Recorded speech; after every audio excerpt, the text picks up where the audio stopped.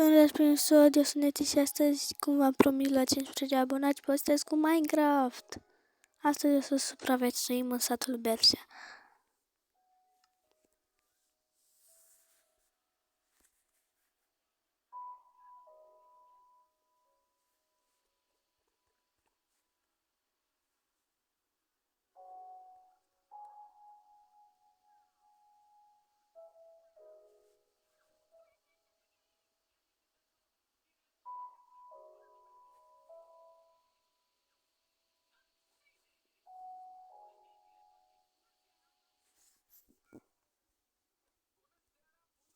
Se încarcă mai greu acum.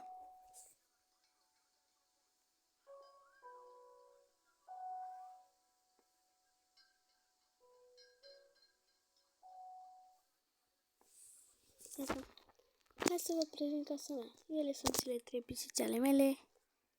Ionuța, Alexandra și Mihaela. Cam așa ne arată casa. Afară e noapte. Am un horn aici. Pis. Să vă arăt și baza mea secretă și beciul.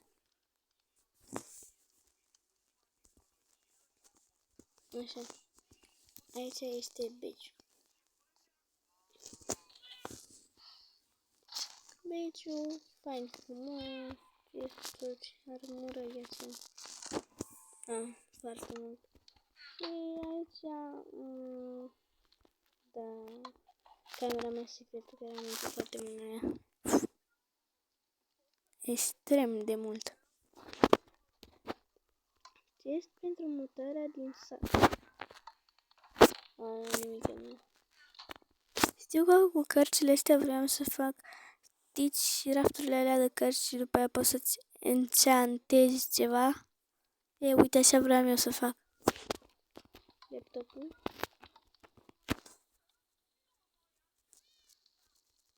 Microfonul. Da. Foarte frumos aici. Să mă duc înapoi.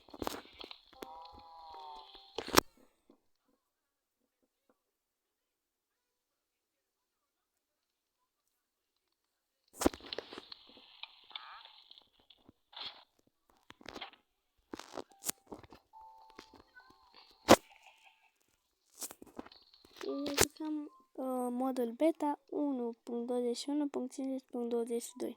Nu mi-am luat 1.22 pentru că pare mai greu.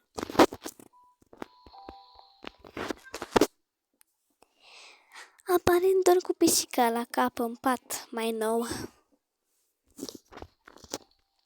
Am și niște lăptic. Ia să beau niște lăptic. Gata.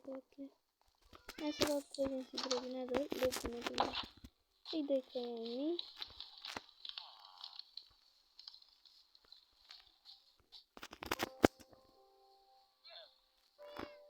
Era grădina de legume.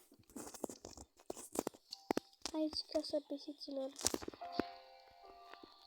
Da, băi, pe lângă casă.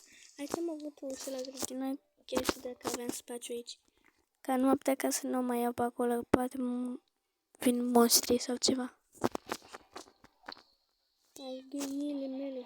Acolo, în partea aia, unde gaura aia în pământ, am mină. Stai puțin. Așa. A crescut tâlână, aparent. La oi. Avem timpul să luăm niște...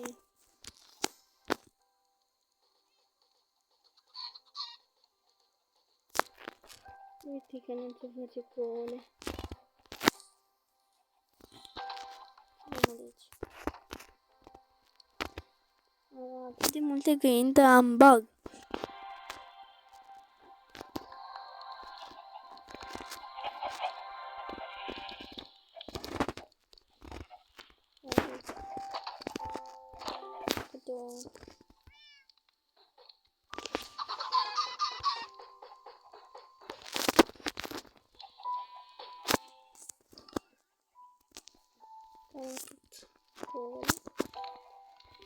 și dacă m-a întrebat ce era aici. Ce era vechea mine de evolution de clasă. De bază secretă.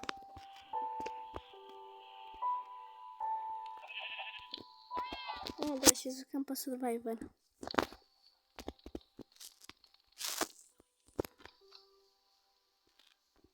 Aici e casa lui Ion, cum era. Vecinul. Asta trebuie să vedeți.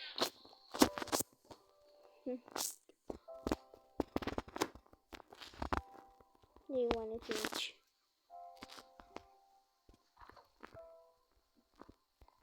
Te-am putut. Ce frumos e de casa mea de aici.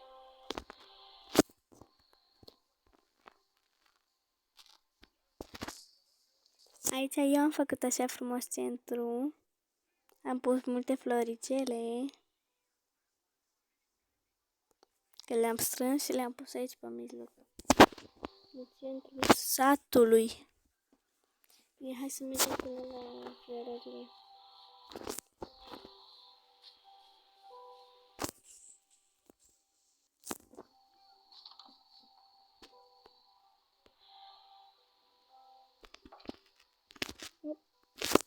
E puțin bug, da. Și dacă mai vreți să postez cu Minecraft, nu uitați să dați un like și să vă abonați. Cam asta a fost episodul pentru că n-am știut ce preferințe aveți să fac și de astea.